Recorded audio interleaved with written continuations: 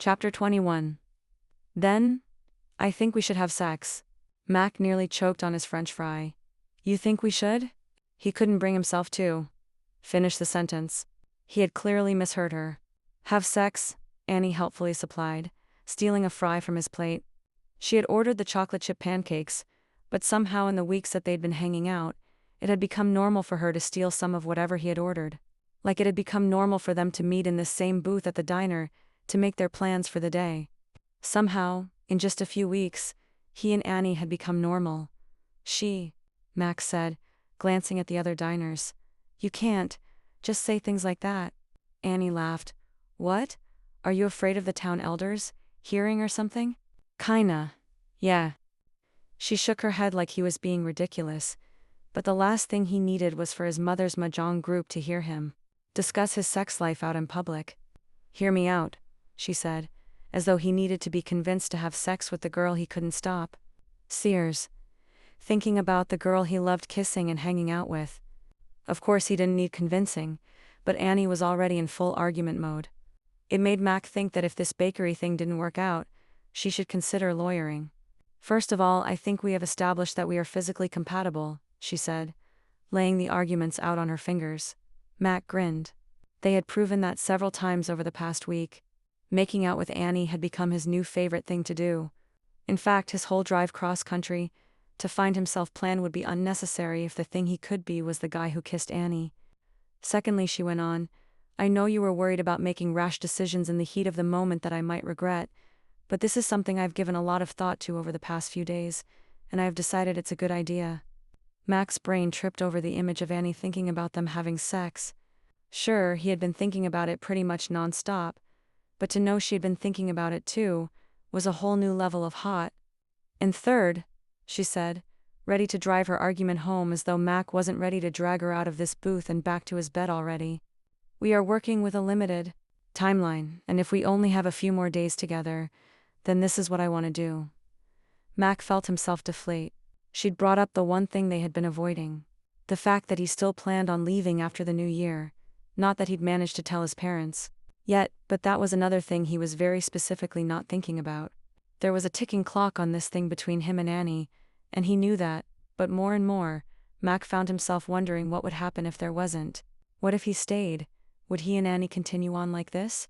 Would she still want to see him? What do you think? Annie asked, stealing another fry. She wasn't meeting his eye anymore. The bravery she'd had during her fully planned argument seemed to have left her for the moment, and now she looked nervous. And what was Mac supposed to say? No, I don't think we should have sex because I'm worried that if we do, I'll get even more attached to you, and then how will I leave? Or yes, we absolutely should, because I've also been thinking about it non-stop, and I know that I will 100% regret it if I leave town without being with you in every way possible. Neither option sounded like the response of a sane and reasonable person. This thing between them was supposed to be to kill some time before the holiday. He couldn't go saying crazy things like that. And he really didn't know how Annie would react to any of it. All he knew was that Annie was a woman with a plan, and if this was how he fit into it, then who was he to turn it down? Sex with a beautiful, funny, smart girl? Mac never claimed to be the brightest bulb in the box, but even he could figure out the answer to this one. In the end, he was saved from having to say anything at all. Annie, there you are. A girl with curly hair and glasses who looked vaguely familiar to Mac came up to the table. People that are alive answer their texts, she said. I've been trying you all morning. I ended up stopping by your house and Charlotte told me you were here with your new boyfriend. It was then that the girl's attention switched from Annie's surprised face to Mac. Hey, he said, fairly sure he was supposed to know who this girl was. They'd probably gone to school together, but he honestly couldn't remember, which was probably part of why Annie always thought he was an asshole.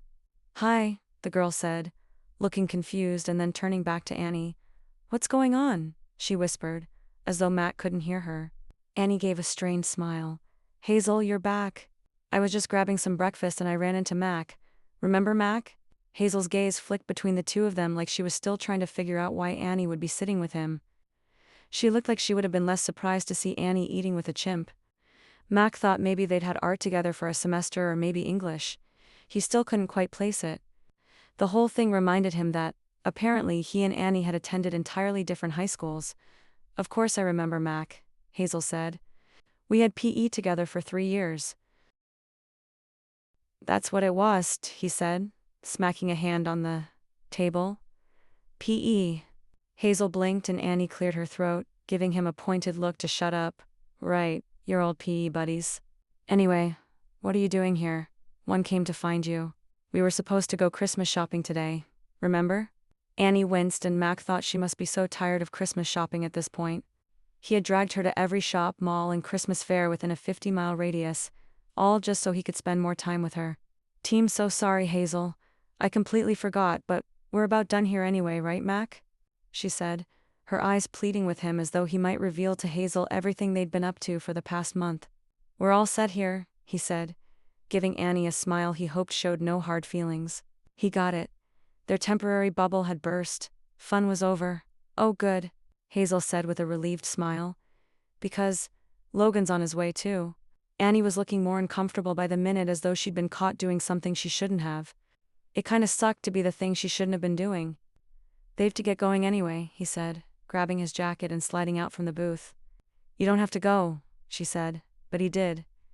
Annie didn't want to explain this temporary thing to her friends, and he didn't want to force her hand. There was really no need to. Why explain a thing that was ending? No, I really should go, but thanks for breakfast, he saint. Hazel slid into the booth beside her. Yeah, okay, she said, her gaze holding his. Even a Earth were you doing here with Mac Sullivan? Oh my gosh, Hazel said as he walked away. What on? Mac paused on his way to the door, dying to hear Annie's answer. We kinda bumped into each other, Annie said. Wow, I'm surprised you even talked to him. Why would you be surprised about that? Annie asked, and Mac strained to hear the rest of the conversation over the clang of dishes and conversation around him. Well, you never liked him, he heard Hazel say, and even though he already knew that, it still stung to hear, especially now that so much had changed. You always said he was overrated. Mac nearly laughed out loud. That certainly sounded like something Annie would say. Turns out maybe he's not so bad, Annie said. It wasn't exactly a declaration of love, but it was something, being not so bad. Maybe that was all he was going to get. But I'm so glad you're home. Mac glanced back one more time to see Annie's arm slung around Hazel's shoulder. The two girls' heads tipped together. Her people were back. Maybe Annie didn't need him anymore. Maybe that was for the best. He needed to start his life. He needed to get out of here before he ended up pouring pints at his dad's pub for the rest of his life and never figuring out what he actually wanted. It was time to move on. From Annie, from Dream Harbor, Mac needed to go. There's Logan, Hazel said, waving him over to Annie and Mac's table.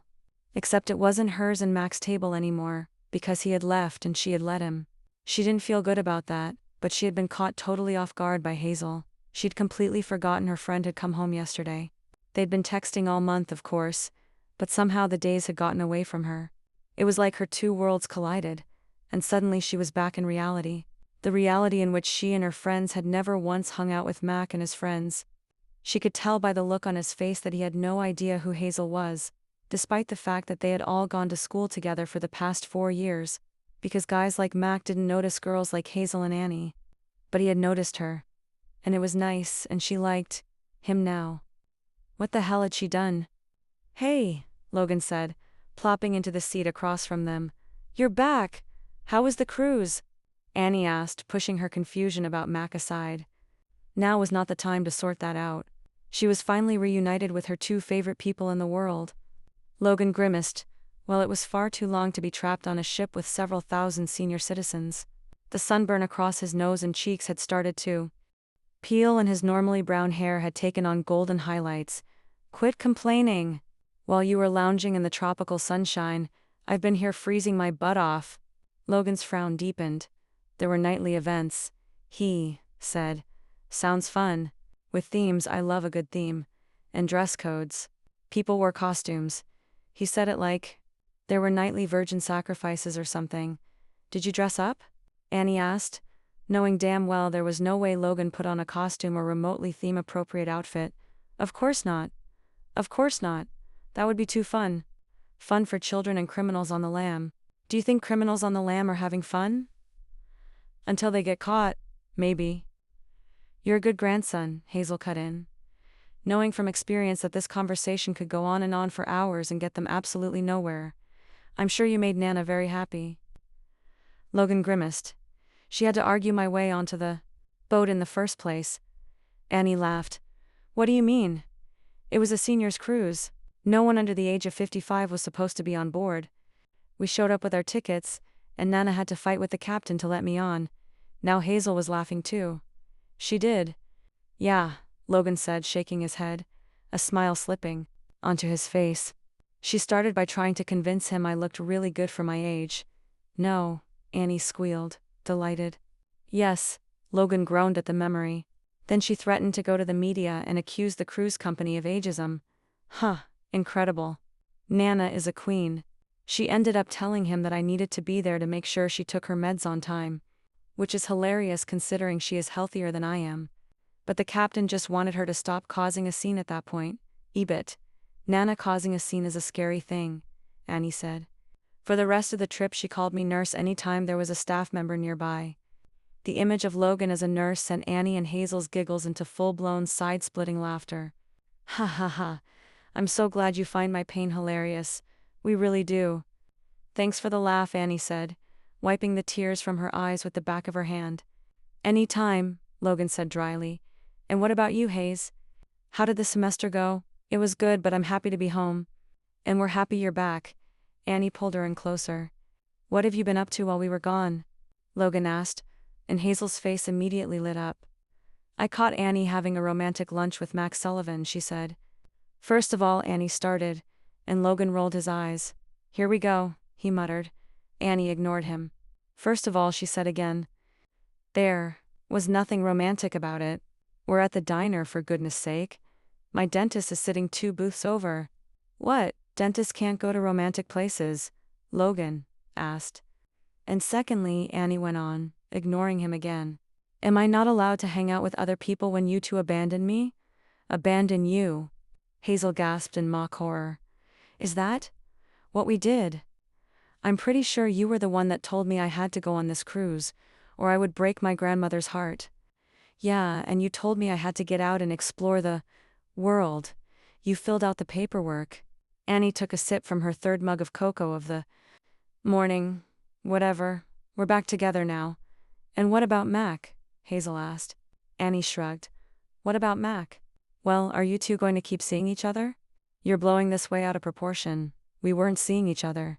We were just, seeing each other around while our friends were out of town. Pre-holiday boredom and everything. Hazel looked highly suspicious, and Logan looked completely disinterested, scratching at the peeling skin on his nose. It's irrelevant anyway, Annie said. Mac is leaving soon. She shrugged it off like it didn't matter, like she didn't care where Mac went or what he did because that was how she should feel. It was true what she told Hazel. They had just been hanging out while they waited for life, to get back to normal. But, somewhere along the line, being with Mac had started to feel normal, and it had Annie wishing for things that couldn't be. It had her thinking about what she'd been asking him for right before Hazel showed up. He hadn't answered her. Maybe she'd taken things a step too far. But ... She found herself wanting it anyway. Okay, Hazel said. If you say so. He is really cute though. Annie shrugged like she hadn't experienced that cuteness up close and personal for the last few weeks, as though she hadn't gotten to kiss and touch that cuteness, and she really wanted to have even more of it. Yeah, I know. Wait, Logan said, looking up from his omelette. Max cute? Annie nodded. Some might even call him hot. Someone. Like her. Logan frowned. But not as cute as me, right? She and Hazel both groaned, chucking straw wrappers and balled-up napkins at Logan as he swatted them away, a stupid grin on his face. God, she'd miss these two. All right, that's enough discussing Macaulay Sullivan for one day, Annie said. Let's go shopping. And we need more details, Hayes. I want to know everything. Unfortunately for Annie, not talking about Mac didn't mean she wasn't thinking about Mac. As she roamed the stores with her friends, all she could think about was the time she had spent doing the same with Mac, about the way he had put his hand on the small of her back to guide her through the crowds or the time he had her giggling so hard she nearly peed as he recreated the terrified face he'd made in nearly every picture he'd had taken with Santa as a child, or how he would kiss her goodbye when he dropped her off at her house at the end of the night. Somehow, it wasn't nothing. Hanging out with Mac had turned into a big giant something, and Annie didn't know what to do about it. All she did know was that she had to see him. She had to see him and tell him that the past few weeks had meant something to her, even if he was leaving. She wanted him to know. And she wanted to apologize for ditching him today. And she wanted to kiss him. And more.